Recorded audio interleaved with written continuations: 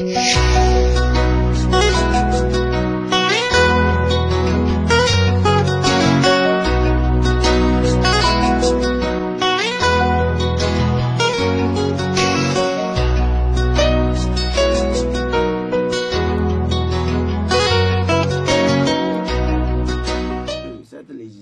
je considère comme une situation qui vient nous sauver, nous donner encore de l'espoir. Je souhaite qu'on puisse réfléchir et qu'on trouve les voies et moyens à apporter pour que les gens clarifient au niveau des lois. Parce qu'aujourd'hui, vous prenez le code électoral. Si on doit bien raisonner, il faut reprendre ce code. Et déjà il faut, non, selon, je le disais depuis avant les élections, dans le code comporte des dispositions qui ne sont pas, disons, idoines, des dispositions parfois qui vous conduisent dans l'impasse.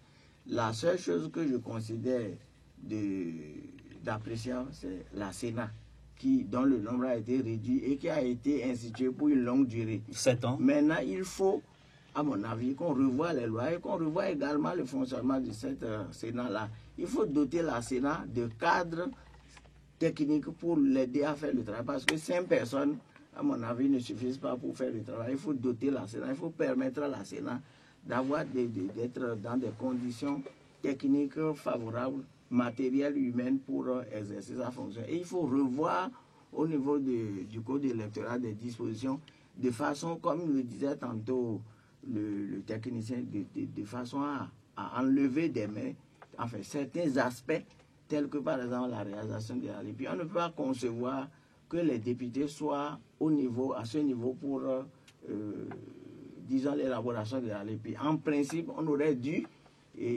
faire venir des techniciens, parce qu'il s'agit d'un document technique qui n'a rien à voir en fait avec la politique. Il s'agit d'avoir une liste exhaustive de tous les Béninois, depuis la naissance jusqu'à la mort. Et sur cette liste, extraire ceux qui sont en âge de voter. Donc je crois que ce travail devrait être confié à des gens de métier, des géographes, des sociologues, des statisticiens, des etc., etc. Mais lorsque les députés sont là et que chacun tire comment faire pour gagner les élections, mais on ne s'en sort pas. Donc je crois qu'à mon avis, si on veut éviter les tensions à l'avenir, il faut réfléchir et ça ne va pas être facile. Parce qu'aujourd'hui, les députés qui sont là, ils ont dans leur tête que chacun ira 6 mois travailler au cours des pieds, alors qu'ils ne peuvent pas, au regard de la mission qui leur est confiée au Parlement, ils ne peuvent pas être là et faire le travail de député correctement. C'est un travail qu'on doit faire avec conscience, avec compétence, avec volonté et responsabilité. Malheureusement, si le député doit être à la fois au Parlement, se charger de corriger la République, je crois que ça... Et vous l'avez vu dans le passé, un président commission, mais un député président d'une commission qui a oublié d'être encore dans des structures d'élaboration d'une liste électorale, du coup, il ne peut pas faire le travail. Je m'adresse à vous, monsieur Atolo Moumouni. Justement, on a constaté que pour ce qui concerne le contexte qui a prévalu avant la cérémonie de ce jour, la classe politique, vous me direz si vous êtes d'accord ou non, a semblé montrer son incapacité au point où la Cour constitutionnelle a dû siffler la fin de la récréation. C'est vrai, on a à un moment donné parlé d'immixtion de la Cour constitutionnelle. On a vu aussi avec le COS-LEPI qui a été dessaisi finalement. Certains ont dit que c'est parce que Sakalafia n'était plus en odeur de sainteté avec les FCBE. Est-ce que vous pouvez parler d'une classe politique qui a échoué, qui a montré toutes ses limites pendant tout ce processus-là? Merci. Je commencerai par relever un point soulevé par l'honorable Louis Davor, relatif à la collusion qu'il y a eu à un moment donné entre le Parlement et le gouvernement. Je dis qu'il n'y a rien d'anormal à cela. Il n'y a absolument rien d'anormal. Cela est tributaire du choix du système politique qui reste le nôtre. Nous avons voulu d'un système présidentiel fort, que je trouve fort, bien entendu.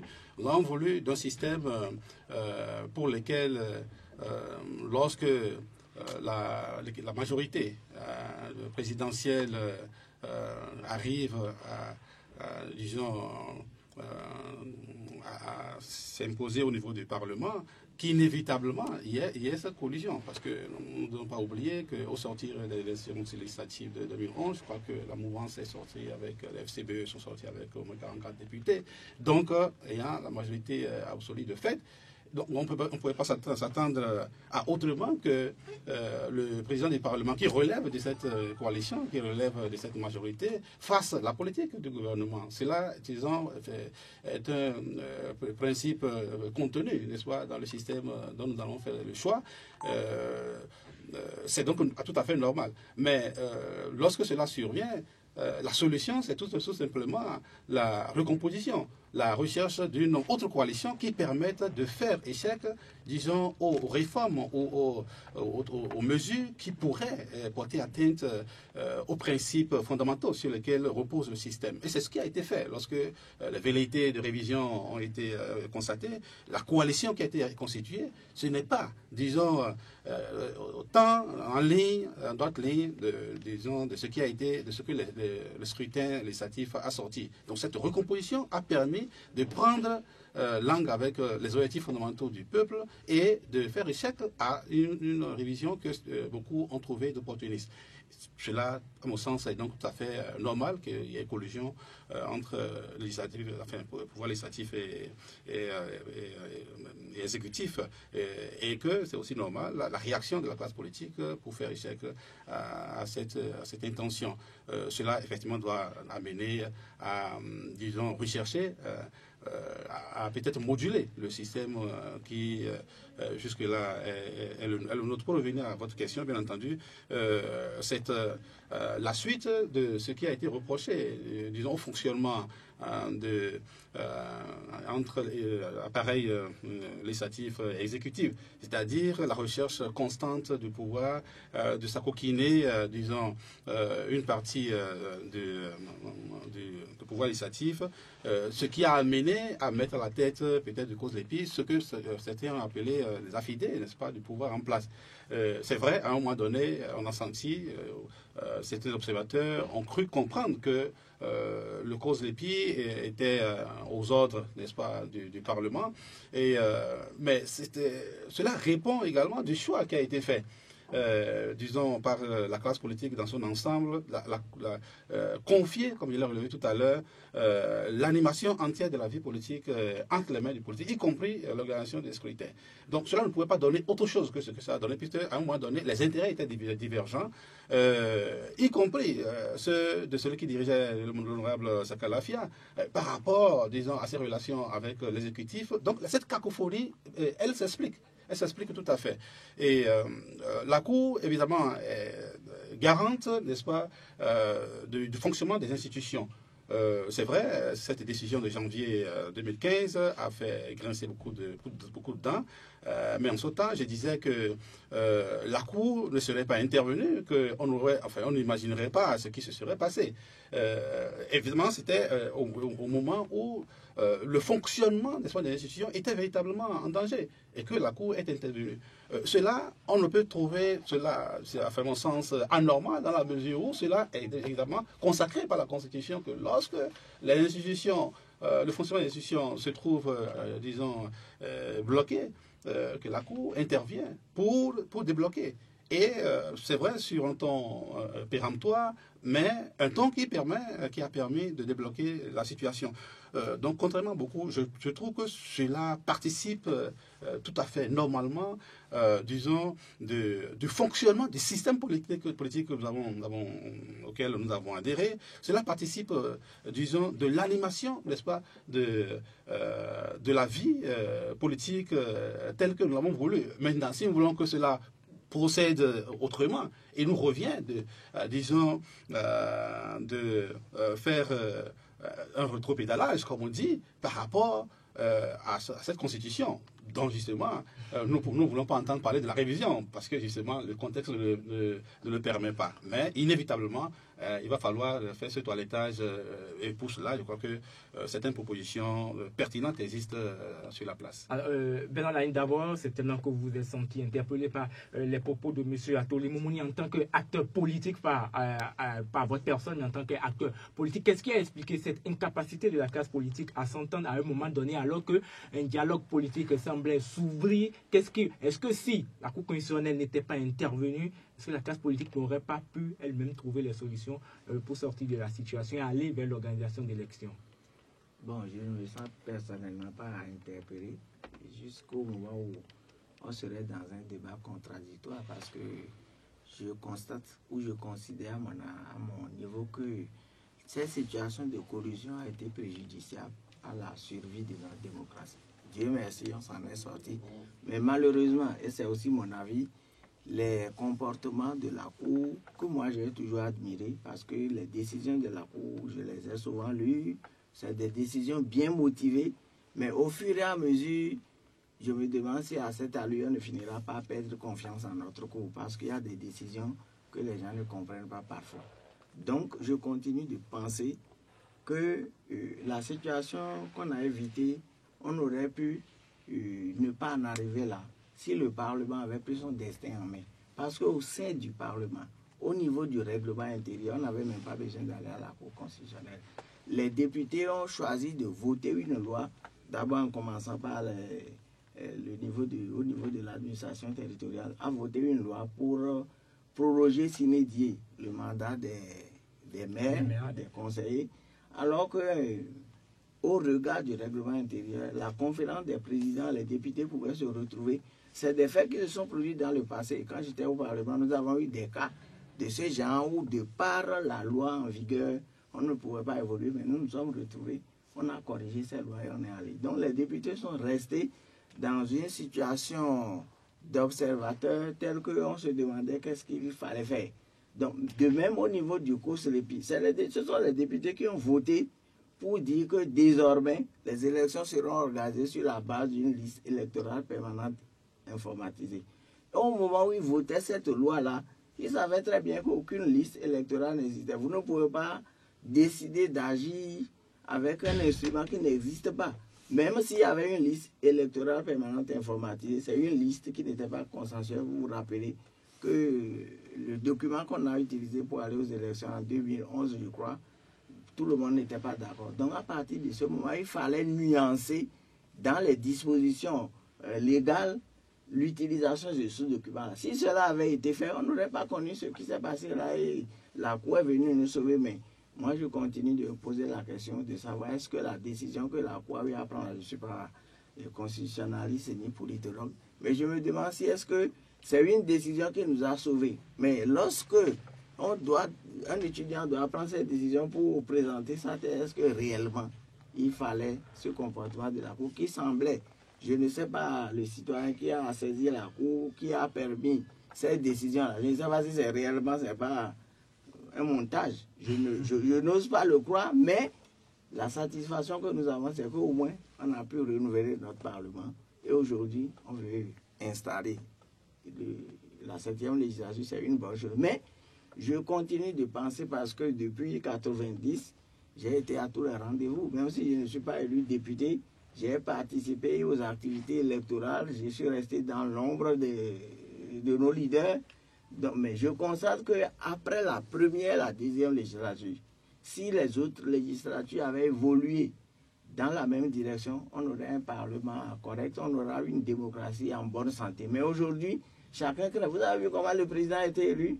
42 contre 41. Donc, et après, il y a tellement de rumeurs, de traîtres, de ci, de ça. Avec une bonne dose de procuration. On ne sait même pas aujourd'hui qui sont ceux qui ont permis l'élection de M. Adrien Bouédié. Tout le monde se réfugie. Le vote aussi est en secret. Vous me permettez de dire qu'à ce niveau-là, il est question que les acteurs que nous sommes là, que nous puissions... Moi, je pense qu'il faut aller à la révision de la Constitution.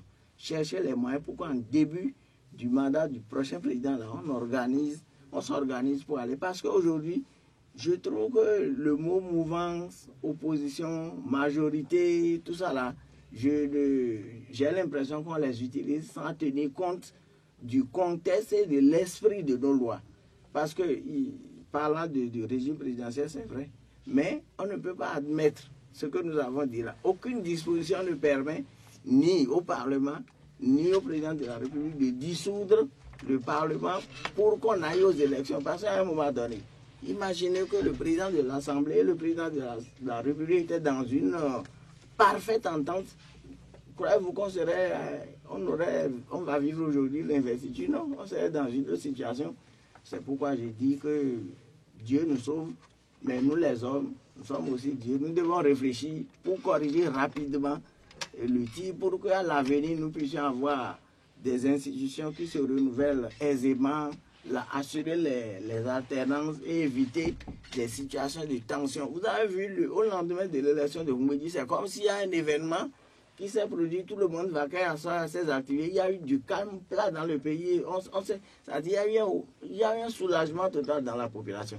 Mais on ne peut pas vivre comme ça. Si un jour, quelqu'un décide de faire ce que nous ne souhaitons pas et que nous voyons dans les autres pays, là où ça va nous conduire. Alors, Monsieur Lani, d'abord, on me fait signe, puisqu'il est 10h03 minutes. En principe, la cérémonie doit avoir démarré à Porte-Nouveau. Ce n'est pas encore le cas dans les faits. Mais Tobias Nyansounou, eh bien, vous avez pu apercevoir Maître Adrien Oumbédi, le président de la 7e législature, qui sera donc, qui va être investi ce matin. Tobias Nyansounou. Et là, Tobias ne nous reçoit. Tobias n'est pas encore prêt. Il n'est pas encore prêt. On espère qu'il va nous faire signe dès qu'il est disponible pour pouvoir intervenir en direct dans cette émission spéciale consacrée à l'investiture de Maître Adrien Oumbédi, le président de l'Assemblée nationale 7e législature. On va parler, pourquoi pas, de cette investiture-là, parce que vous l'avez déjà dit en début de cette émission, ce n'est pas quelque chose de constitutionnel. Alors, nous, on a posé la question à Isaac Fayomi, il est le directeur des services législatifs, voilà, j'y arrive, de l'Assemblée nationale. Il nous explique justement cette investiture-là, qu'est-ce qui se cache derrière cette investiture. Nous l'écoutons tout de suite. On ne peut pas vous indiquer une disposition du règlement intérieur de la Constitution parce que c'est juste une pratique parlementaire. Alors, en tant que deuxième personnalité de l'État, il est quand même normal qu'une fois les élections organisées, on puisse, avant de passer à la phase active du travail des députés, on lui donne cette valeur, cette solennité depuis c'est la 4e fois. Cela a démarré avec le président Antoine Dikola. Ça a été ensuite les deux législatures de Mathurin Nago et cette fois de Maître Adrien Oumbédi. Pourquoi ça a pris cette ampleur où des personnalités étrangères sont invitées? Il y a plusieurs présidents des assemblées nationales des pays de l'Afrique qui sont attendus. Oui, je crois que c'est dans la tête du législateur, disons, de conférer au Parlement, disons, le statut qui est le sien, le statut pour le moins égal à celui du président de la République. Bien entendu, au sein de la République, c'est la deuxième institution. Le président de la République est investi officiellement. La question est de savoir, pour une institution aussi importante, est-ce que le président, une fois élu, doit se mettre comme ça à travailler? Je crois que c'est un peu lié à la fierté, n'est-ce pas, des députés de conférer à leur institution le statut, le rang qui est le sien, un rang qui peut-être vient en seconde position, mais qui n'est pas moins important que celui du chef de l'État. En tant que politologue, pensez-vous, parce que sur certains médias, on se demandait si le président de la République devrait y être, à partir du moment où on sait que ce n'est pas constitutionnel, pensez-vous que ce serait un gros coup si Boni Yahi, pour l'instant, je ne sais pas, on n'a pas les informations qui sera là, pensez-vous que ce serait un gros coup si Boni Yahi venait à cette investiture-là? Oui, qu'il vienne, cela, disons, recouvrerait une certaine connotation. Qu'il ne vienne pas, ça recouvrerait également une autre connotation. C'est-à-dire, venir, ça veut dire, il n'est pas obligé, cela dénote d'une certaine intention de partenariat, de collaboration. Oui, justement, je rappelle, il a parlé d'une connivence, d'une certaine complicité. Complicité. Bon, c'est vrai, ça, c'est, disons, à l'analyse, c'est en théorie. Effectivement, le règlement intérieur, puisqu'il ne faut pas oublier que la nouvelle législature a déjà commencé par travailler. Elle n'attend pas forcément l'investiture d'aujourd'hui pour commencer.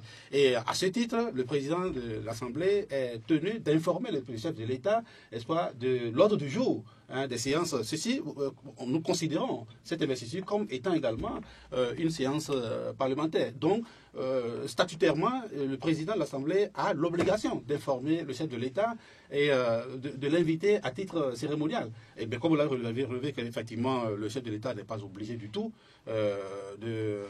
d'assister personnellement. Donc, la connotation politique, c'est ça que j'ai souligné au début de mon intervention, c'est-à-dire qu'ils viennent, cela soulignerait, disons, une intention, disons, un signal fort lancé à la classe politique que le gouvernement se met aux côtés du Parlement pour relever le défi qui est de nature nationale, parce que l'investiture également, ça concerne le relèvement du statut du Parlement. Maintenant, s'il choisit de ne pas venir, comme je l'ai dit, l'observateur également va y trouver des éléments explicatifs de certains comportements, de certaines prises de position par rapport à la nouvelle équipe qui vient de s'installer. Donc la réponse se précise de plus en plus. Semble-t-il que le chef de l'État, le président Boni Yahi, ne sera pas à cette cérémonie d'investiture. Bernard Lani d'avant, on revient au sujet qui était en suspens avant qu'on aille à Porte-Novo. C'est sûr.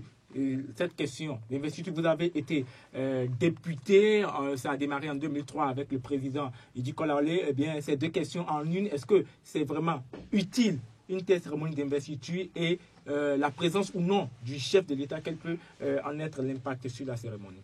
Merci. Vous allez me permettre, avant de parler de la cérémonie que vous dites d'investiture, mais qui, à mon avis, n'est pas une cérémonie, enfin, ne devrait pas être considérée comme une cérémonie d'investiture. Finalement, on s'y perd. On s'habitue à ça.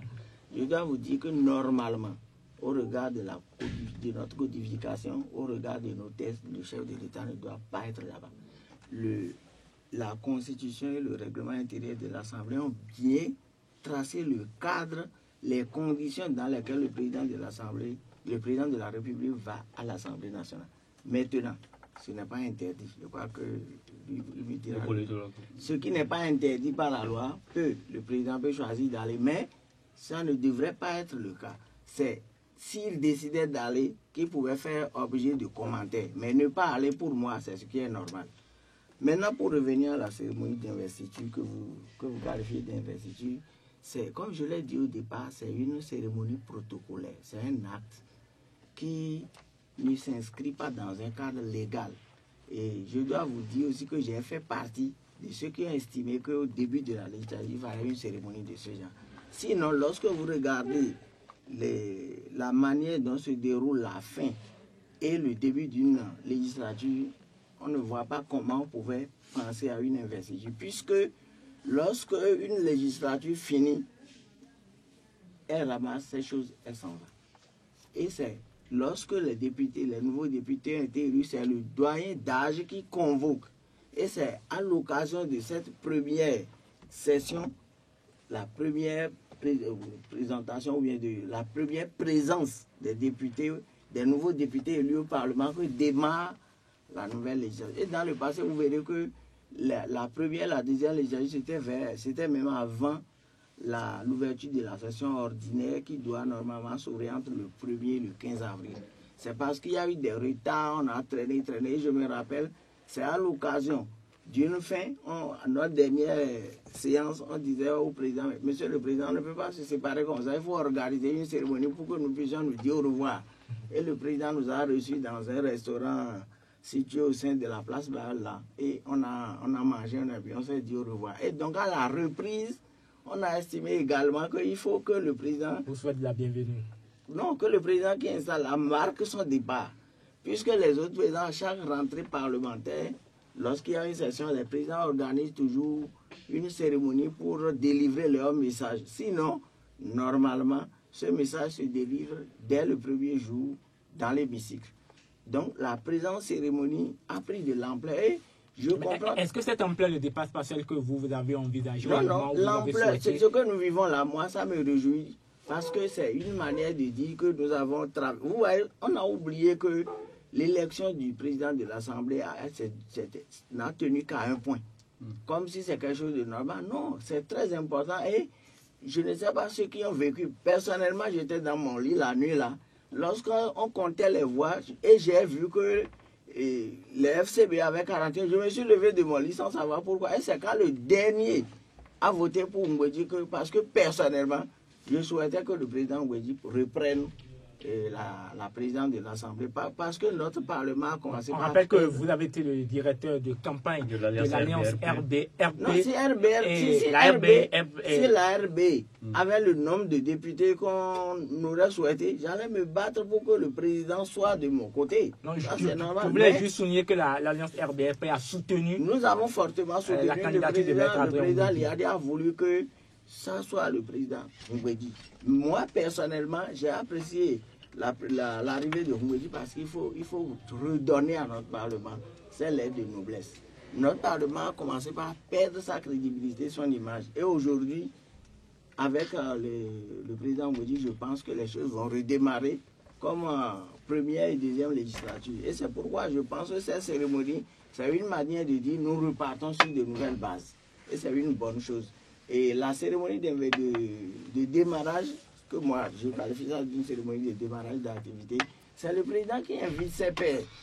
Vous savez, entre-temps, au niveau des parlements de la CEDEAO, il avait été institué une rencontre qui devait aboutir à la rencontre des présidents de la CEDEAO, parce que les parlements régionaux sont en construction.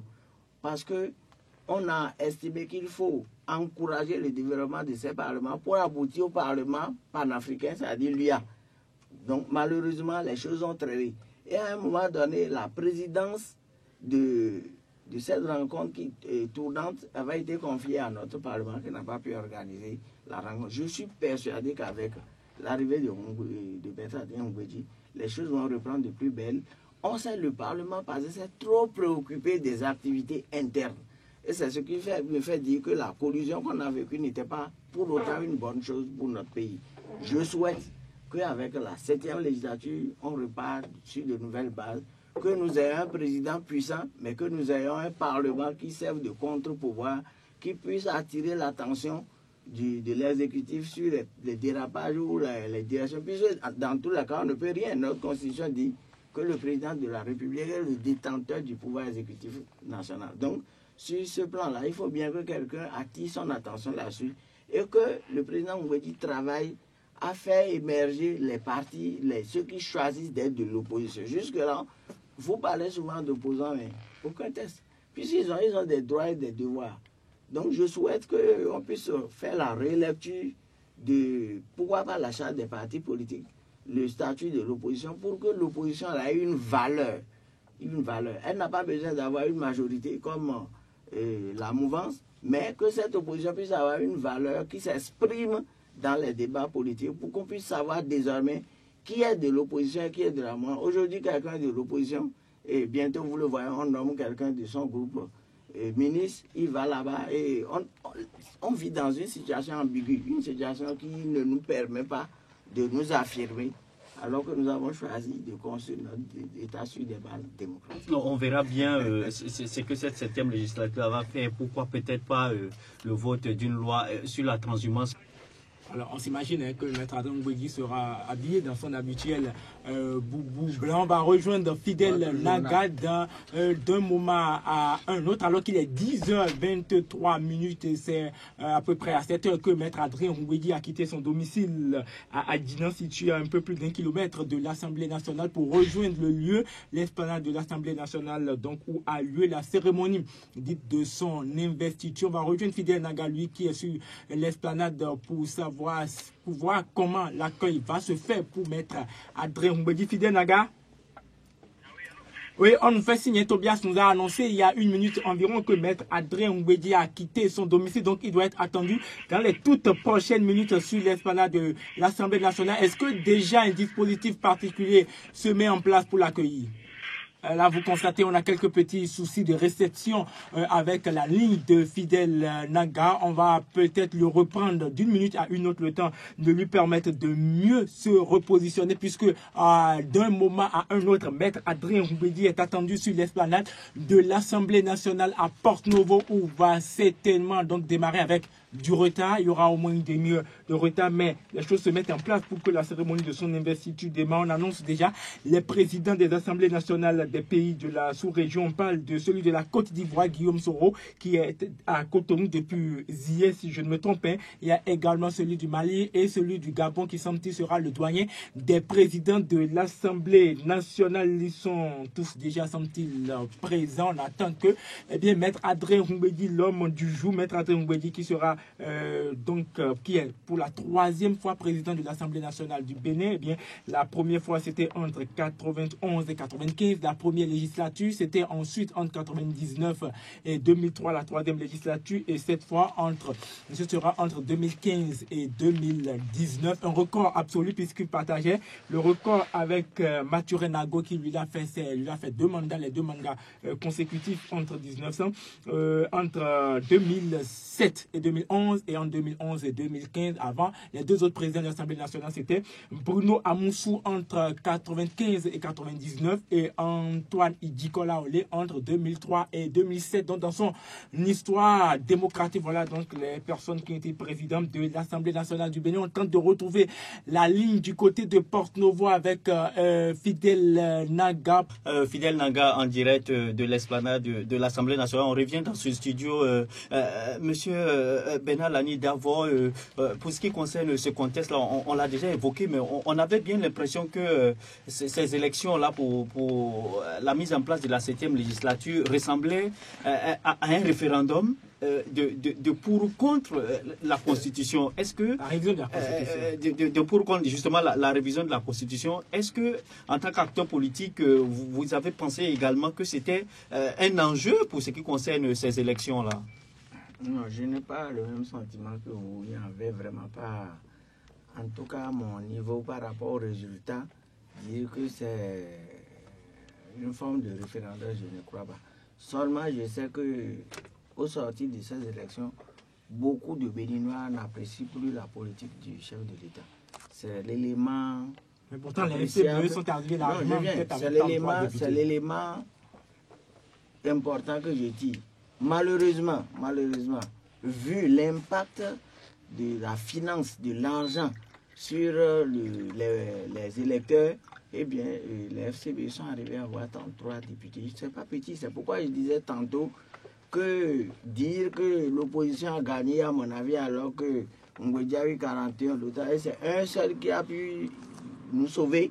Je crois que ce n'est pas le cas. Donc pour moi, je ne pense pas que les FCB ont perdu 33 députés, c'est beaucoup. Et quand vous regardez le nombre de voix obtenues, vous voyez aujourd'hui que l'alliance FCB, si c'était une alliance cohérente, bien construite, est la première force politique. C'est près de 900 000 voix. Près de 800 et quelques mille voix. Donc, ça veut dire que c'est une force politique qui est implantée partout. Malheureusement, et c'est peut-être, est-ce que ce n'est pas ça qui nous sauve? Nous avons au sein de cette alliance des gens qui ne s'entendent pas et on ne sait pas si, loin de Yaïboni, ils peuvent avoir les moyens de s'entendre. Sinon, pour moi, il ne s'agit pas de... Dans la conscience des Béninois, j'ai le sentiment qu'ils ont compris qu'avec Yaïboni, il faut arrêter. Malheureusement, la force, la puissance de l'argent, il y a des alliances qui n'ont pas eu beaucoup de députés, mais je reste persuadé que s'ils avaient autant d'argent, peut-être que la configuration au niveau du Parlement ne serait pas la même. Sur la question, M. Moumouni, de la révision ou non de la Constitution, on se rappelle le congrès des FCBE du 14 février où ils ont parlé de cette volonté-là d'avoir 50 députés, même si ce nombre-là ne se fait pas pour réviser la Constitution. Mais les FCBE n'ont jamais fait mystère de leur volonté de réviser cette Constitution. L'opposition a vite saisi cette balle-là au bon. Donc on avait un pouvoir qui voulait réviser la Constitution et une opposition qui ne voulait pas de cette révision-là. Est-ce que finalement le résultat de cette élection-là a montré une bataille pour ou contre la révision de la Constitution? Partiellement.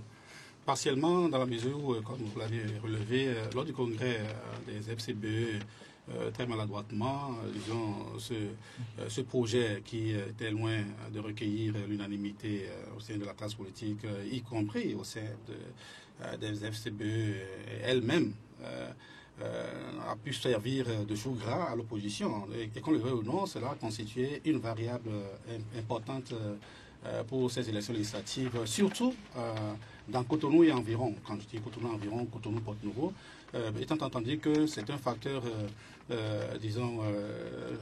dont l'opposition s'est servie pour bâtir une bonne partie de sa campagne. Et nous avons vu un peu ce qu'on a pu remarquer, c'est vrai malheureusement comme déviance, etc., était lié exclusivement au fait qu'on ait prêté, n'est-ce pas, au sein de l'État, l'intention de réviser la Constitution systématiquement s'il recueillait la majorité. Et bien entendu, la cinquantaine ne suffirait pas pour pouvoir le faire techniquement. Mais plus on s'éloigne de Cotonou et plus je pense que ce facteur n'est plus suffisant pour expliquer le comportement des électeurs. Et là-dessus, je crois que le poids de l'argent, c'est vrai, c'est une variable qui compte, mais qu'il faut relativiser. S'il faut en parler, c'est dans les deux camps, bien entendu. L'opposition aussi, disons, n'a pas du tout craché sur ce facteur. Et on ne peut pas, valablement, au risque, disons, de faire de l'affirmation gratuite, signifier que le facteur financier n'a pesé que sur la partie de l'électorat qui a voté pour, disons, pour la mouvance présidentielle. Je crois que toute chose restant égale par ailleurs, ce qu'on déplore, c'est la circulation massive, effectivement, de l'argent au sein de la campagne électorale.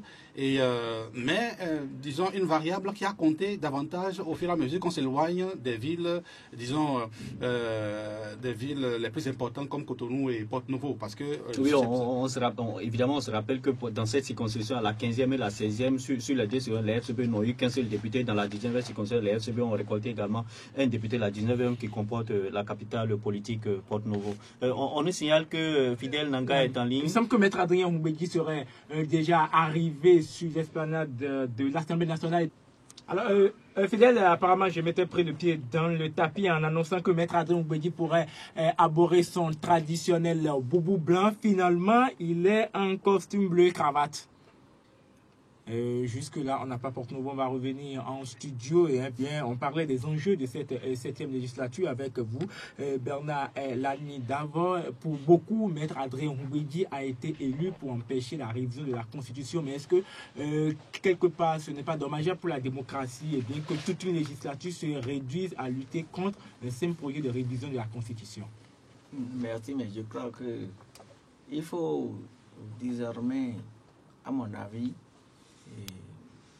utiliser l'intention de révision de la Constitution avec beaucoup de précautions parce que je pense que depuis un certain temps, depuis 2 ou 3 ans, c'est vrai que les gens agitent cette possibilité, mais je crois que dans l'esprit de ceux qui au départ voudraient la révision pour en faire quelque chose, je pense qu'ils ont commencé par faire machine arrière. Eh bien, vous l'avez entendu, c'était le mot de bienvenue de Valentin Alité-Houdé, président du comité d'organisation et premier questeur de l'Assemblée nationale. Rapidement, on va permettre à nos invités de réagir là-dessus. On aura le temps de revenir sur les sujets en suspens. Eh bien, on va permettre à nos invités de réagir là-dessus rapidement. Monsieur Moumouni, eh bien, on a pu entendre là à Valentin Alité-Houdé, le ton était très élogieux pour la démocratie béninoise. Est-ce que cette démocratie est toujours aussi vendable? Aussi vendable, cela dépend de quelle position on entrevoit cela. C'est vrai que le bien qu'on pense de notre système démocratique, mettons, il y a une décennie, par rapport à son avantage comparatif relativement à d'autres types de démocratie, n'est plus forcément, disons, le même schéma, n'est plus forcément la même lecture. J'ai eu à relever au début de mon intervention sur votre plateau la question, disons, fondamentale relative au fait qu'à chaque tournant électoral, il y a toujours des fébrilités, il y a toujours des situations qui fassent oublier que nous sommes tout de même, disons, à plusieurs longueurs d'onde par rapport à la conférence nationale. Et donc, je pense que nous avons réussi par ailleurs à maintenir assez stable nos institutions. C'est une démocratie, certes, qui a défié, disons, Mons et Vallée, qui a défié, disons, des situations que l'on pensait catastrophiques à un moment donné, mais une démocratie qui se tient, mais qui aurait dû mieux faire. Donc, du point de vue, disons, des institutions mises en place, du travail des constituants, nous pouvons dire oui, ça tient la route. Mais, disons, nous ne l'aurons pas. Je crois que je fais partie de ceux qui voudraient que nous puissions, nous Béninois, rester assez humbles et comprendre à la lecture de ce qui se passe autour de nous que nous n'avons plus l'exclusivité, n'est-ce pas, d'une expérience inédite. Nous n'avons plus l'exclusivité de mise en œuvre d'un système qui fasse véritablement reposer l'esprit, qui fasse dire aux uns que ce que d'autres ont réussi en des centenaires, nous le réussissons en quelques décennies. Nous ne sommes plus là parce que justement, il y a eu quelques couacs qui se sont infiltrés, il y a eu beaucoup de ratés, mais je pense que nous tenons la route et nous tenons bien la route et, parce qu'il est espéré que, disons, sur la base des ratés, que nous puissions mieux nous positionner par rapport, disons, au scrutin à venir, par rapport à la collaboration entre institutions à venir. Et fort heureusement, que, comme le dirait l'autre, Dieu aime vraiment ce pays. Et l'essentiel, c'est de ne pas en abuser, c'est de ne pas penser qu'il n'aime que notre pays. Alors, Bernard Lani, d'abord, vous avez écouté le discours de Valentin Houdé, il vous a plu? Non, le discours du premier question est venu me confirmer, me rassurer que chacun de nous, avant les élections, avait une peur de ce qui allait se passer et qu'après les élections, tant au niveau des députés que du président de l'Assemblée, chacun a également pris conscience qu'on vient de traverser une période qu'il faut réfléchir, partir de nouveau. J'ai aimé le fait qu'il soit convaincu que c'est une fête de la démocratie. Maintenant, ce qui nous reste à faire... Mais est-ce que dire que c'est une fête de la démocratie, est-ce que c'est pas une façon de passer rapidement l'éponge sur toutes les difficultés avant cette élection? On dit après la pluie le beau temps. Nous avons eu des difficultés, Dieu nous a sauvés. C'est vrai, il a dit, Dieu aime notre pays, mais ce n'est pas que notre pays qu'il aime. Après, lorsque vous avez eu des difficultés, il faut faire la fête. Mais au regard du contenu de son discours, je crois qu'il ne s'arrête pas à la fête. Il a bien pris conscience qu'il faut qu'on se serve de cette situation pour repartir à nouveau, pour revoir avec beaucoup plus de responsabilité l'avenir de notre pays. Et sur ce point-là, je suis d'accord avec lui. Et je me réjouis de constater que beaucoup de gens ont pris conscience de ce qui s'est passé et dans leur tête, d'abord, vous savez qu'on aurait pu avoir des concurrences au niveau de tous ceux qui sont de l'opposition. Rien ne pouvait a priori présager que Moussou, Nago, Idji ne vont pas chercher à être candidats. Donc, ce qui s'est passé est quelque chose qui est venu nous soulager et nous avons pris conscience. Maintenant, est-ce que cette conscience va durer? C'est la question qu'il faut se poser. Et je suis d'accord avec le pour dire que Dieu n'aime pas que le Bénin. Et on sent un Valentin Didier Houdé heureux de ce rapport de force-là, de ce nouveau rapport de force à l'Assemblée nationale, puisqu'il dit que cela pourrait contribuer à l'amélioration des conditions de vie et contribuer à l'intérêt général. Mais pour revenir à la question de la révision ou non de la Constitution, mais on le voit, Boni Yaye, à moins d'un an de la fin de son mandat, il y a une opposition qui se forme avec notamment le bureau, avec les 42 voix pour ce qui concerne l'élection de Maître Adrien Oubédi. Est-ce que ce projet-là est vendable, s'opposer contre la révision de la Constitution? Est-ce que c'est ce projet-là qui est vendable pour ce qui concerne cette 7e législature-là maintenant? Mon cher ami, je crois que par rapport au président Aïboune, il faut fermer la page de la révision de la Constitution. La page est fermée. Mais est-ce que ne tentons pas de l'ouvrir, mais nous devons réfléchir à la relecture de notre loi fondamentale. Ça, c'est un point incontournable. Deuxièmement, par rapport à la formation des commissions, si vous regardez depuis la première législature, c'est pratiquement de la même manière. Le président, toutes les commissions, à mon avis, devraient être considérées comme valables et égalitaires. Malheureusement, au regard des activités, des tâches exécutées, la commission des lois et la commission des finances sont les deux principales. Et elles sont détenues par l'opposition. Dans certains parlements, mais je crois que le rapporteur de la commission des finances est traité comme les présidents des commissions techniques. Donc, si les trois commissions-là reviennent à ceux qui ont gagné le Péchois, ça me paraît logique, ça a toujours été comme ça. Parce que la majorité dans les commissions se construit autour de la répartition des députés. Et comme le président et le bureau de l'Assemblée ont la prérogative d'équilibrer les commissions-là, il n'y a pas de raison que ces commissions-là ne reviennent pas à ceux qui ont gagné le pêche. Alors, on va repartir rapidement à Porto-Novo, où les allocutions des présidents des assemblées nationales des pays étrangers ont démarré. Fidel Naga qui a la parole en ce moment.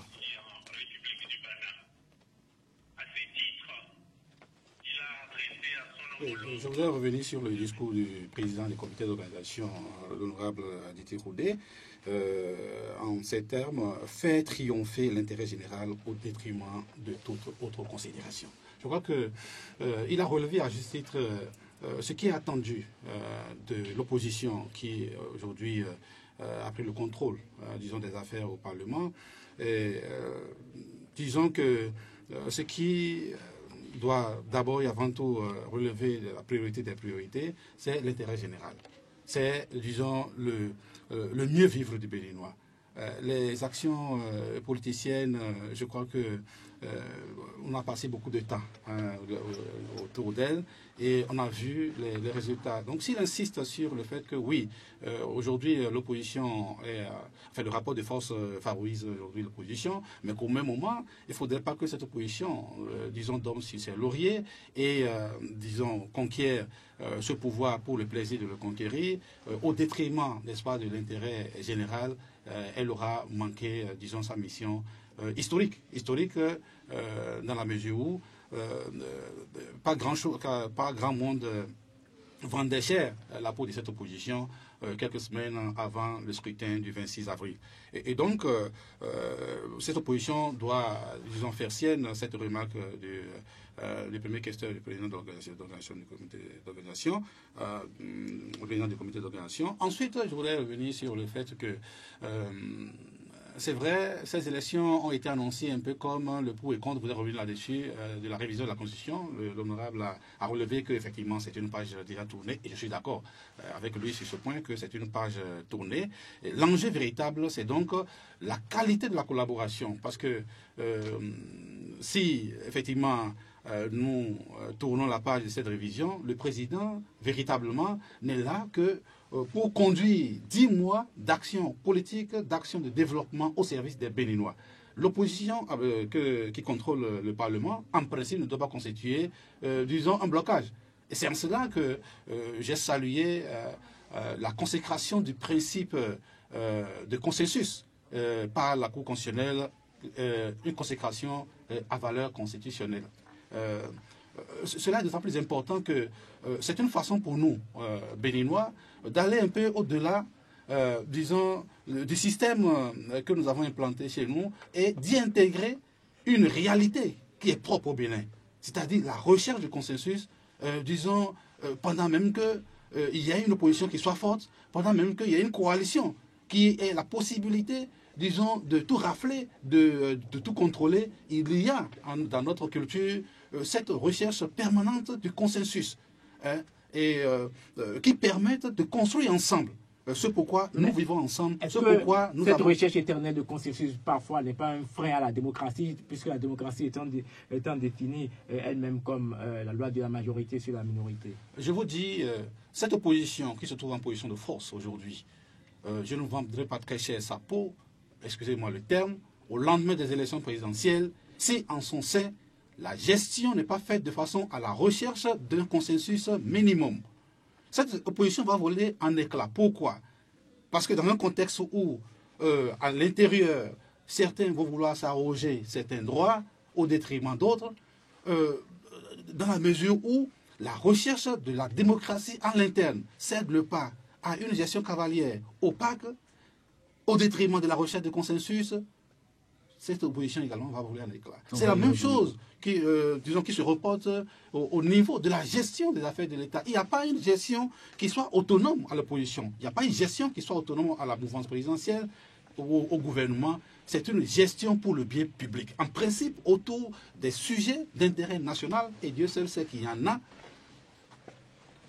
y compris, disons, ceux qui se réclament de l'opposition ou, disons, ni l'un ni l'autre, ou ceux qui relèvent de la mouvance, en principe, il doit avoir, disons, une possibilité de concertation, une possibilité de collaboration, sans forcément que cela rime avec la compromission. Parce que c'est de l'intérêt supérieur de l'État qu'il s'agit. Et vous voyez, aux États-Unis, on parle du bipartisan. Hein, du système bipartisan. C'est-à-dire, à un moment donné, et républicains et démocrates s'entendent sur le fait qu'effectivement ce sujet est d'intérêt national. Et donc, on vide le caractère partisan, on vide le caractère clientéliste, n'est-ce pas, des rapports, pour revenir à l'essentiel, pour revenir à la défense de ce qui relève, disons, de l'intérêt général. C'est ce que je voudrais pour ce pays. Alors, on va partir à Porto-Novo dans un moment, mais avant, on va vous permettre de réagir, M. Bernard Lani. D'abord, comment envisagez-vous la collaboration désormais entre le Parlement et l'exécutif, puis principalement entre Albrin Mouédi et Boligny? Vous avez déjà vécu, quand vous étiez député, une telle situation de 1999 et 2003, si je me trompe, où Mathieu Kérékou n'avait pas la majorité. C'était d'ailleurs Albrin Mouédi qui était président de l'Assemblée nationale. Comment avait-elle la collaboration à l'époque et comment l'envisagez-vous cette fois? Non, je crois que c'est des situations qu'on ne peut pas comparer parce que les conditions ne sont pas les mêmes. Vous savez que oui, tout le monde sait que le président Yahya Bouni n'a que 10 ou même 9 mois parce que d'ici 6 ou 8 mois, quand on va commencer les activités, au niveau du gouvernement, même les choses vont... L'intensité des activités va diminuer. Et je ne vois pas aujourd'hui quelle force au Parlement va chercher un poste de ministre pour s'allier au président. Donc, les 8 à 10 mois, là, c'est une période d'accalmie qui... Moi, on ne va pas, c'est peut-être exagéré, on ne va pas assister à un match Boni Yahi contre Adrien Mouédi. Non, il n'y aura pas de match, justement. C'est une période où je pense que les acteurs politiques doivent prendre conscience et chacun va poser des actes en tenant compte de l'intérêt de la nation. Parce que là, la recherche d'intérêt personnel est un peu limitée par le temps. Parce que, vous voyez, au niveau du Parlement, on parle des forces politiques. Moi, je suis l'opposition dont on parle aujourd'hui. Pour moi, il s'agit de gens qui sont contre Yahya Bouni. C'est une opposition à Boligny. C'est des gens qui sont opposés à Yahya Bouni. Je ne vois pas encore des idéologies opposées où au Parlement, on sait que ceux-là, ils épousent les pratiques, l'idéologie de gauche, de centre ou de droite. C'est des gens où il y a des alliances. Prenez Alliance AND. Il y a une partie des députés qui sont du côté de Yahya Bouni. Il y en a 3. D'autres sont de... Est-ce qu'aujourd'hui, je dois dire que c'est des gens de l'opposition ou de la mouvance? Et au sein du Parlement, il y a des alliances de 2, 3, 4 députés. On ne sait pas qu'est-ce qu'ils veulent. Parce que la constitution des organes au sein de l'Assemblée, ce n'est pas terminé. Ils doivent désigner ceux qui doivent siéger à la Haute Cour de justice, ceux qui doivent siéger au Parlement panafricain, à la CEDEAO, à l'UEMOA, ceux qui vont prochainement remplacer les gens là. Donc, il y a encore des combats pour avoir des choses. Donc, sur ce plan-là, je crois que les 8 ou 10 mois là, pour moi, ce sera une période d'observation. Et si c'est même le cas, ça nous aurait arrangé parce que quand un autre président viendra en 2016, les choses vont se clarifier, les forces vont se dessiner. Et l'idéal, comme il le disait tout à l'heure par rapport aux États-Unis, moi je rêve d'une révision de la Constitution qui va nous amener à punir les actions de transhumance. Parce qu'aujourd'hui, quand on dit on ne peut pas voter une loi simple aujourd'hui parce que dans notre Constitution, vous êtes libre de vous associer à qui vous voulez. Qu'on règle ce problème et qu'on arrive à créer les conditions pour qu'on n'ait pas 200, 300 partis politiques.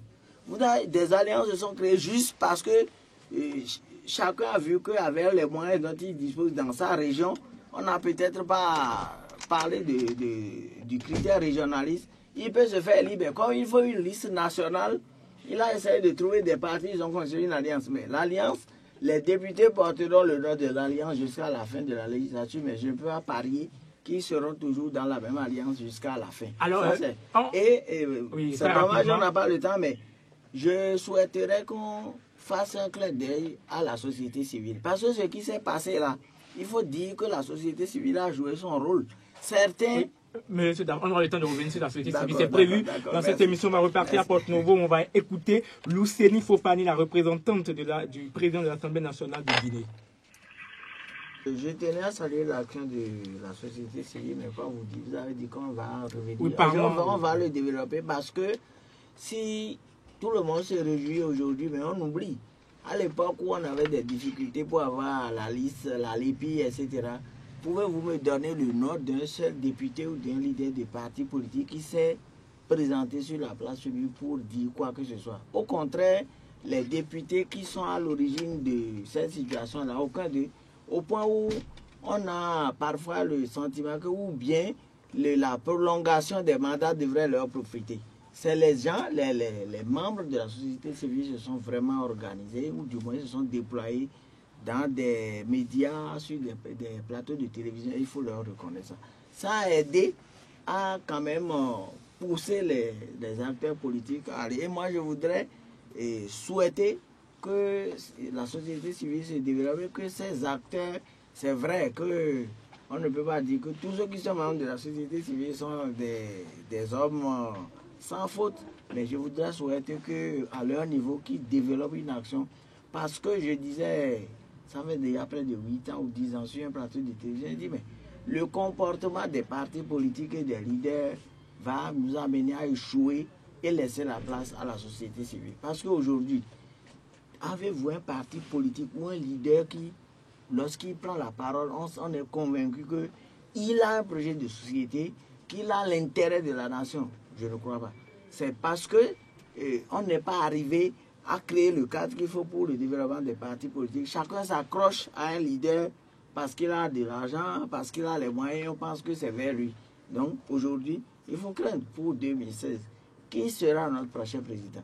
Avez-vous des gens qui aujourd'hui, de par leur comportement, les propos qu'ils tiennent, vous n'en avez pas. Il y a certains, lorsqu'il y a des événements, c'est dommage qu'on se serve de la pauvreté ou de la situation catastrophique du peuple pour faire campagne. Vous voyez des gens qui vont rendre visite ou bien pour des actes par-ci, par-là, sans dire exactement, sans nous dire la nature de la société qu'ils veulent amener. C'est un problème, il faut y réfléchir. Donc, Dieu, comme il a dit, nous permet de sortir d'une situation à l'autre. Mais il faut dire que Dieu aussi, à un moment donné, puisqu'il y a tout le monde, il y a égalité au niveau de Dieu. Dieu aime autant le diable que celui qui fait du bien. Il faut craindre qu'un jour, parce qu'il y aura des actions où Dieu sera vraiment fatigué de nous soutenir, qu'on nous plonge dans la catastrophe, ce que je nous souhaite. Qui sera le président en 2016? Je prendrai bien votre question et je demanderai au politologue Guillaume Atolomoumoni, en 2016, est-ce que c'est peut-être prétentieux, peut-être même exagéré, ou c'est peut-être de la politique fiction, est-ce qu'on risque de ne pas avoir un schéma de ping-pong comme on l'a eu entre le professeur Mathurin Nago et Boni Yaye si l'opposition en 2016 parvenait au pouvoir? Parce que jusqu'à présent, on sent au sein des FCBE que personne, il n'y a aucune candidature qui se dessine. Est-ce qu'en 2016, il peut y avoir risque de ping-pong entre le président actuel de l'Assemblée nationale et le prochain président en 2016 si c'était l'opposition qui gagnait l'élection présidentielle? Je risque de répéter ce que j'ai dit, que cela, disons, entrait en droite ligne dans le type de système politique que nous avons choisi. Ici, nous avons à l'exécutif un président qui est chef de file, disons, d'une coalition, et qu'au Parlement, c'est son partenaire qui est à la tête du Parlement. On ne peut pas s'attendre à autre chose. C'est-à-dire que lorsque vous avez deux partenaires qui se trouvent à la tête des deux plus importantes institutions de la nation, vous n'allez pas vous attendre à ce que le président du Parlement fasse autre chose que ce qui entre en ligne de compte dans l'exécution, disons, du programme de l'exécutif, disons, du président. C'est une évidence que le président du Parlement, qui est en même temps, qui en même temps représente une coalition qui est à l'exécutif, ne pourra pas faire autre chose. Peut-être que la différence serait au niveau d'une certaine modulation, un problème de style. Mais fondamentalement, l'action du gouvernement serait accompagnée. Cela, moi, je ne trouve pas forcément d'objection à cela, puisque, comme je l'ai signifié... Oui, mais on pourrait parler d'un Parlement aux ordres, parce que le Parlement, son rôle, c'est de contrôler l'action du gouvernement. Et si le gouvernement fait mal, le Parlement doit, pas peut-être taper du poing sur la table, mais montrer que le gouvernement a mal agi. Mais si le Parlement accompagne, je ne sais pas ce que vous mettez dans accompagner, si le Parlement accompagne, on risque de revenir à la situation sous Mathurin Nago. Mais la gestion du pouvoir d'État est une gestion qui exige que celui qui en est le détenteur fasse en sorte de ne pas avoir d'opposition systématique, de ne pas avoir, enfin, d'avoir d'opposition, mais pas une opposition qui puisse l'empêcher, disons, à réaliser ses objectifs politiques. Alors, il n'y a pas une seule démocratie où la recherche du chef, disons, de l'exécutif n'est pas de ne pas disposer d'opposition qui l'empêche de faire, même aux États-Unis. Aux États-Unis, le Congrès était contrôlé par les démocrates. Actuellement, ce sont les républicains qui contrôlent les deux chambres. Pourquoi on ne crie pas à Rome? Je crois que c'est l'expérience qui fait la différence à ce niveau. C'est un problème de style, disons, politique qui fait la différence. Comme je l'ai dit, de l'autre côté, by partnership, si ça existe, c'est pour pouvoir, c'est parce que, et opposition, disons, parti d'opposition, et le parti au pouvoir s'entendent. Je crois que sur un minimum, je crois que au Bénin, nous avons un peu mal appris cette leçon, que la démocratie, disons, ça se rime à une sorte d'opposition, une sorte de combat de vie ou de mort entre, disons, deux partis ou deux coalitions.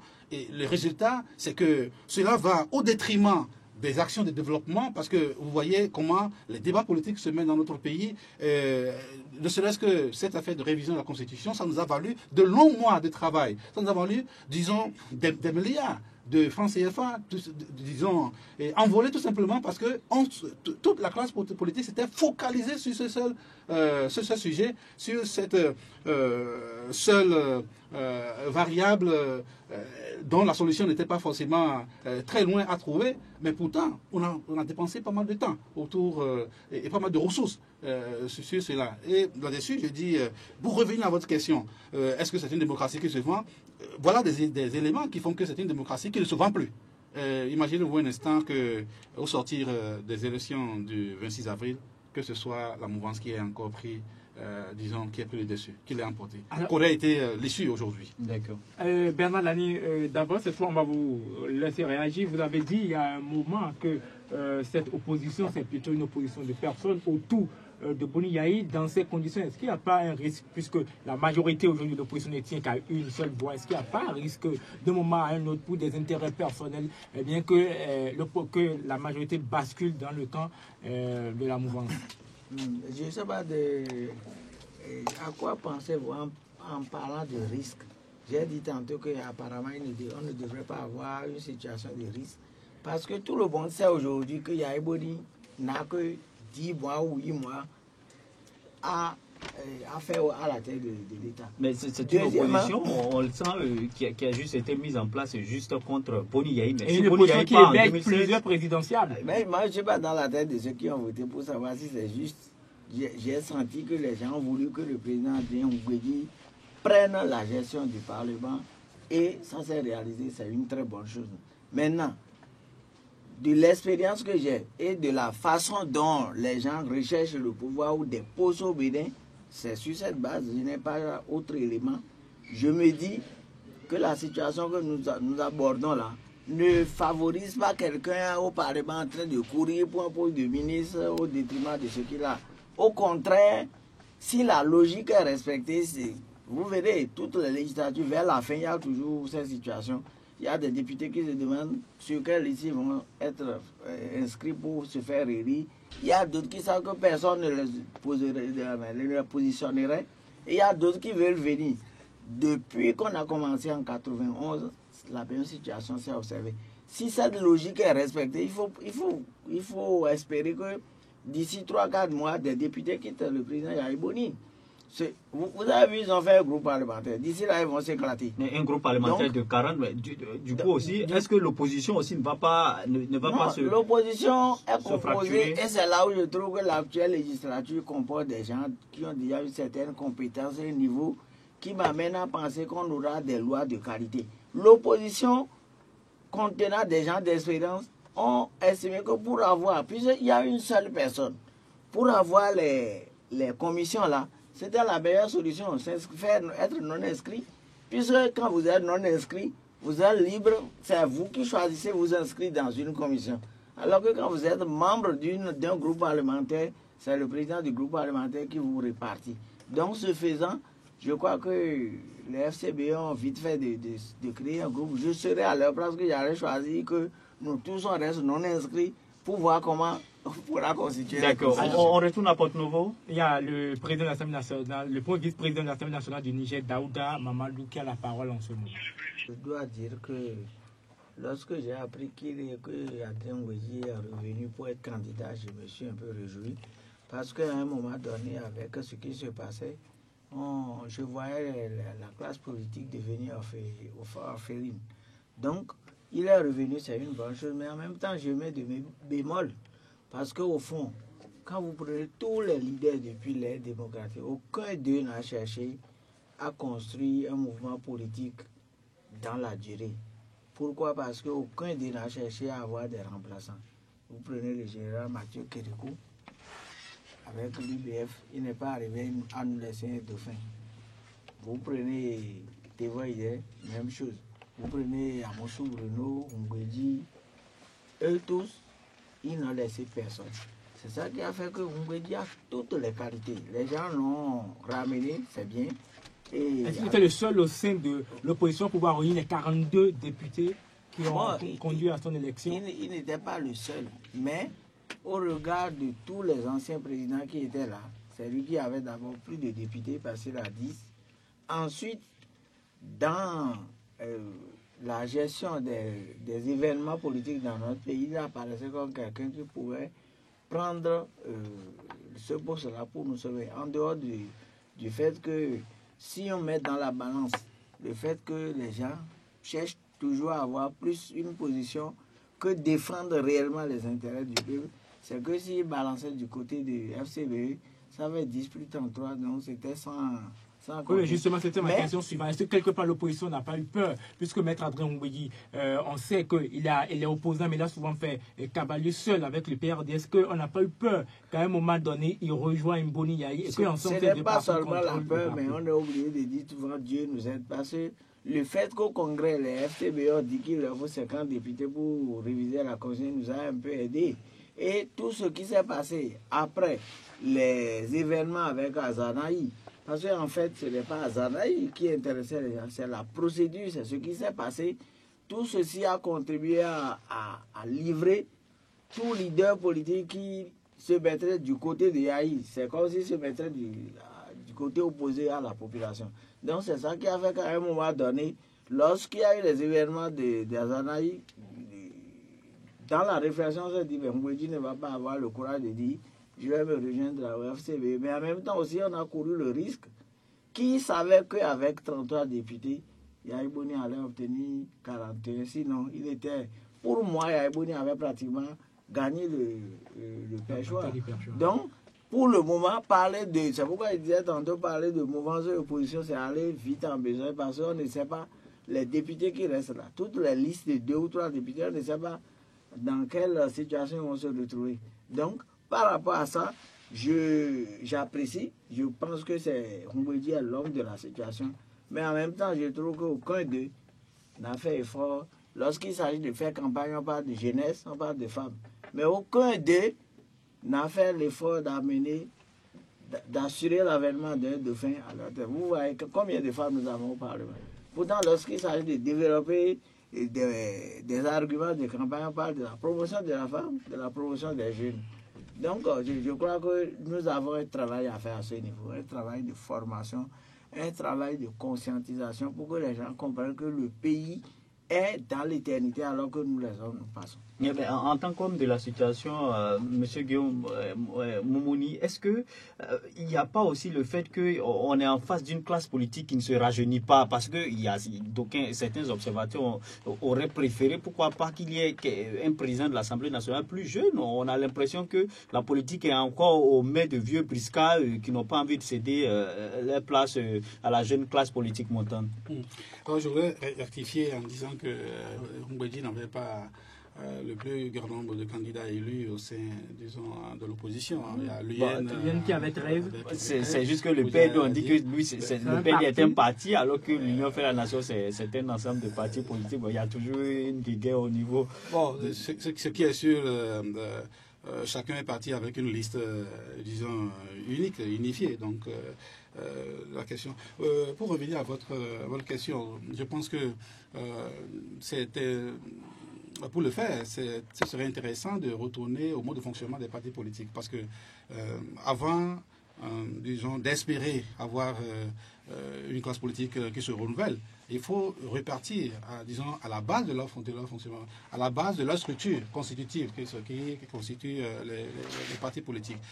Pour la plupart, comme l'a dit l'autre, nous n'avons que des partis de notables, c'est-à-dire des gens plus ou moins fortunés ou qui jouissent d'un certain charisme autour desquels s'agglutinent tout le reste, c'est-à-dire les membres sympathisants, les adhérents et les militants, tous ceux compris. Et donc, dans l'animation des partis politiques, ne transparaissent que les chefs de file, ne transparaissent que les chefs de partis qui apportent leurs ressources. Et en apportant les ressources, il ne faut pas s'attendre à ce que la démocratie soit, disons, au rendez-vous dans la conduite des affaires quotidiennes donc, des partis-là. Nos partis souffrent de démocratie interne.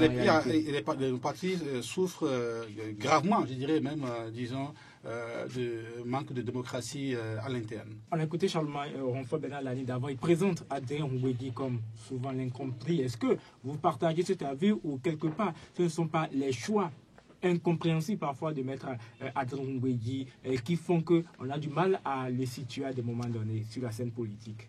Mais vous me posez des questions auxquelles je ne peux pas répondre. Je ne suis pas resté avec Ngouegui, je ne l'ai pas pratiqué. Mais je constate dans cette déclaration un maître Adrien Ngouegui qui s'est montré pour le moins révolutionnaire dans son discours. Il veut tout changer, que ce soit à l'intérieur de l'Assemblée nationale, en modifiant les règlements intérieurs, le règlement financier. Il veut également lutter contre la transition, voire le nombre de partis. La transhumance, plutôt la transhumance politique, voire le nombre de partis également réduit. Globalement, avant d'aborder ces points, eh bien, Bernard Lani, d'abord, comment avez-vous trouvé le discours dans son ensemble d'Adrien Ngouegui? Avant peut-être que Bernard Lani d'abord ne réagisse, il faut juste rappeler aux auditeurs que le journal, ce sera dans une dizaine de minutes. Je vois tout le monde s'affaire du côté de la rédaction. Donc, vous l'avez compris, c'est une émission spéciale. Le journal viendra tout à l'heure. Allez-y, Bernard Lani. Merci. Non, je crois que le président Ngouegui a fait un très bon discours. D'abord, compte tenu de son niveau intellectuel, c'est un jury de haut niveau de ses pratiques, on ne pouvait pas s'attendre à autre chose. Seulement, je retiens que c'est un discours qui révèle que le président Ngouegui a pris conscience de la situation. Il a fait un discours de vérité. Il n'a fait que dire la vérité. Et ça, c'est important. Deuxièmement, son discours montre que, comme je vous le disais au départ, que cet acte protocolaire d'organisation d'une investiture non légale est pour permettre au président de dire sa politique. Je crois qu'il n'a pas manqué. Il a fait beaucoup de promesses de réformes. Il a fait allusion à certains aspects de pratiques parlementaires qui ne permettaient pas à l'institution d'évoluer, telles que la redynamisation des cabinets des députés, les institutions que nous avons, que le Parlement a mis en place pour aider les députés dans l'exercice de leurs fonctions, notamment l'UNACEB et la CAPAN, les remettre parce que c'est des institutions qui ont fait défaut dans le passé pour les deux législatures passées. Je crois qu'il a pris ici, il peut vraiment tenir compte de ça, et il a pris conscience de ce que quelque chose doit être fait, comme on le disait au début, pour réduire le nombre de partis, pour que les partis jouent effectivement leur rôle d'animateur de la vie publique dans notre pays. Je crois que c'est des points importants. Il reste maintenant que il a également... Mais est-ce que ça ne fait pas trop de points en 4 ans? Non, ça ne fait pas de points. Non, en fait, le président Ngouegui, en même temps, en faisant ça, a fait des propositions pratiques, telles que associer les anciens présidents, telles que considérer l'administration en place, parce que ce sont des cadres, les députés viennent, ils s'en vont, et il faut s'occuper. Dans le passé, je ne suis plus souvent au Parlement, mais les quelques tours m'ont montré que le personnel de l'Assemblée, le personnel administratif, n'a pas été souvent associé à certaines tâches. Et le président Ngouegui a bien fait de rappeler ceci, parce que c'est des cadres qui sont compétents qu'on a recrutés là pour faire le travail, étant donné que les députés sont passagers. Donc je retiens que ce discours rassure et permet de voir que notre Parlement va renaître. Et c'est ce qui est important, va renaître dans le sens de consolider la démocratie, de faciliter l'alternance à la tête de nos institutions et de revoir tout ce qu'on doit mettre en œuvre pour que désormais les partis politiques jouent leur rôle dans l'animation de la vie politique. Monsieur Guillaume Moumouni. Oui, dans la continuité de ce que l'honorable vient de dire, je crains que mon apport soit à l'autre extrême, c'est-à-dire que je crains que trop embrasse mal les trains. Vous avez bien relevé que ça fait beaucoup de points. Effectivement, le chantier me paraît assez vaste. Élogieux, mettons optimiste, ambitieux, oui, en partant de la réduction du nombre de partis, c'est-à-dire peut-être de la réforme de la charte des partis, le projet de société à mettre au cœur du fonctionnement des partis politiques, le financement des partis, le contrôle public, de ces partis, la lutte contre la transhumance, la réécriture du règlement intérieur, du règlement financier, les réformes qui permettent de légiférer mieux et plus vite, ça c'est pas une petite réforme, l'association d'expertise, etc., la relance des cabinets spécialisés, disons que, y compris l'adoption d'un plan de carrière pour le personnel, c'est vrai, ce plan de carrière existe, mais s'il n'a pas été adopté, disons, il y a bien des raisons qui sous-tendent cela. Disons, qu'est-ce que le Parlement ferait par rapport à la montée du fondamentalisme religieux, la promotion ou la relance, la dynamisation de la diplomatie parlementaire? Oui, ça fait autant de chantiers, à mon sens, pour 4 ans, qui me paraissent, disons, assez vastes, sans parler des enjeux à caractère économique, d'éducation, etc. etc. Mais c'est ambitieux, mais je crois que ça aurait été plus important que de mettre l'accent sur, de façon réaliste, j'allais dire, sur les points qui sont véritablement les couloirs d'étranglement du fonctionnement du Parlement, à commencer par la question, disons, de la charte des partis. Ne serait-ce que ce chantier, à mon avis, n'est pas négligeable. Donc, il reste donc au maître Mbéji de se focaliser sur les chantiers qui paraîtront les plus réalistes à mettre en œuvre. Et j'ai remarqué également, disons, en second point de mon intervention, que dans le discours du maître Adrien Mbéji, le gouvernement est quasiment absent, même s'il a fait, disons, un petit coucou à son challenger. Je pense que Kwame Kouché, disons, c'est peut-être de bonne guerre, comme je l'ai dit au début. L'absence du chef de l'État peut être interprétée à tort ou à raison, comme, disons, un certain affichage de comportement. Mais il est entendu que dans le discours du président de l'Assemblée, que de façon nette, on sente, n'est-ce pas, cette volonté de travailler avec, cette volonté d'avoir le gouvernement à ses côtés pour pouvoir réaliser. Parce que sans le gouvernement, bien entendu, aucun de ces chantiers ne peut être exécuté. Donc, à mon avis, c'est quand même, c'est un peu le petit manquant dans le discours, étant entendu que l'atmosphère apaisée voudrait tout de même que le gouvernement soit, disons, au cœur de la mise en œuvre des réformes que le président voudrait mettre en œuvre.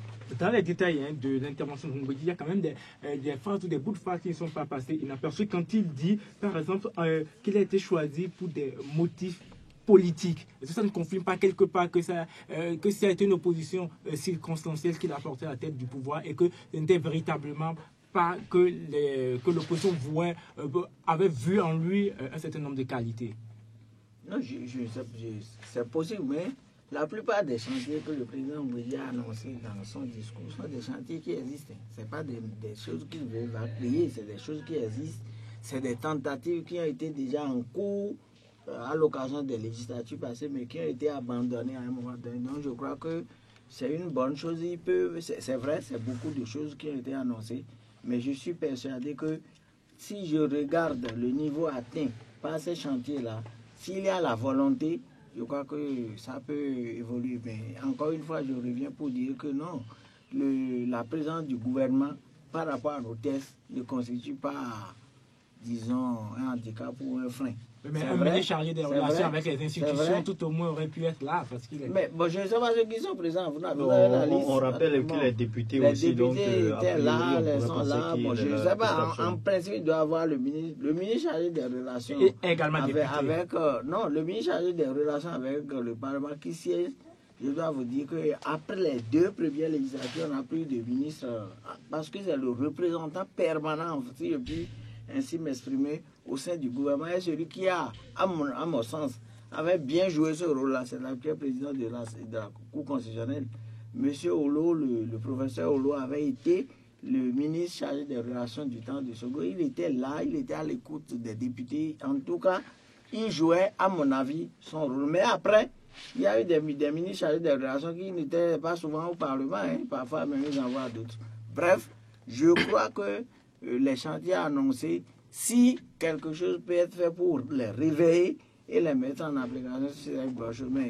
Le plus important, et qui est quand même, le président Mbouedi l'a dit, qu'il est ambitieux dans ses propositions, c'est le problème de reconstruction des partis politiques chez nous. Ça va être difficile. C'est la transhumance. Donc il faut repenser la question et il ne faut pas traiter là-dessus. Cette autre déclaration de Maître Adjoint Mbouedi, il dit ceci: je serai le président de tous, sur mes lèvres ce ne sera pas une simple formule, mais Maître Adjoint Mbouedi qui reconnaît qu'il a des défauts dont il a du mal à se défaire. C'est peut-être ce qu'on a déjà constaté lors de la première plénière qu'il a dirigée, où il avait fait part de cette rigueur-là qu'il aurait à montrer pour ce qui concerne le respect des tests, M. Moumouni. Oui, pour revenir à votre question relative au fait que le maître Mbouedi fait signifier qu'il a été élu dans un contexte politique, je crois que ce n'est pas moins pour signifier qu'il ne faut pas se leurrer que cette coalition qu'il a portée demeure. Et que, étant donné que le contexte politique est en train d'évoluer, donc ce n'est pas étonnant que la majorité d'aujourd'hui se retourne et qu'il appelle, que ça donne carrément autre configuration. Et effectivement, par rapport à la question que vous posez, son humilité, certes, mais qui cache mal, n'est-ce pas, sa reconnaissance de ses défauts qui dérangent. Oui, je crois que c'est tout à son honneur. S'il ne le disait pas, cela n'empêchait pas pour autant la compréhension que M. Mbouedi, pour ce que certains disent de lui, que sa rigueur, son rigorisme frise la dictature, et que, à tort ou à raison, c'est ce qu'on lui oppose. Donc, il a devancé un peu les événements en posant d'avance que, voilà, vous m'avez élu parce que vous avez cru en mes valeurs, mais je n'oublie pas pour autant que, disons, j'ai mes défauts et que ces défauts ont certainement été pris en compte dans l'élection. Donc, lorsqu'ils seront étalés, qu'on ne soit pas étonné que cela fasse partie de la direction. Mais je crois que c'est un discours équilibré et qui a l'avantage, disons, de mettre suffisamment de pragmatisme dans ce à quoi nous devons nous attendre, surtout du point de vue du style, disons, de direction. On a encore quelques minutes avant de partir de ce studio, mais on revient sur cette phrase, sur la question de l'allégorie des 2 télécommandes évoquées par Adrien Mbouedi dans son discours, disons les choses clairement dans l'opinion. Et bien l'élection s'est faite, puisqu'on parle des télécommandes de Paris, télécommande du palais de la Marina, télécommande de Paris faisant allusion à Patrice Talon, télécommande de Kadiaou faisant allusion au chef de l'État Bonilla. Et ce seraient les 2 hommes en réalité qui se seraient livrés une lutte, et que les autres n'auraient été que des instruments. Et bien, la conclusion de Maître Adrien Mbouedi est quand même cinglante, puisqu'il dit aucune des 2 télécommandes n'est vertueuse. Pourtant, on dit que Patrice Talon a beaucoup travaillé dans l'élection de Adrien Mbouedi. Ça dit que là, il prend ses distances vis-à-vis de Patrice Talon, si entre-temps, eh bien, ce dernier avait œuvré pour son accession au pouvoir, comme on le pense. Bernard Lagne d'abord. Écoutez, vous faites allusion à un phénomène qu'on ne peut pas vérifier. C'est les on dit on ne peut pas vérifier.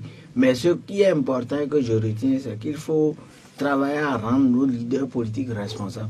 C'est parce que de part et d'autre, on a senti que les leaders, même le président Mbouedi, si on suit bien son discours, à un moment donné, il a tremblé. Donc lui-même Je suis persuadé que pendant que le scrutin se déroulait ou pendant qu'on décomptait, je suis persuadé que quand j'ai écouté le discours, là, qu'à des moments donnés, il a dû frémir.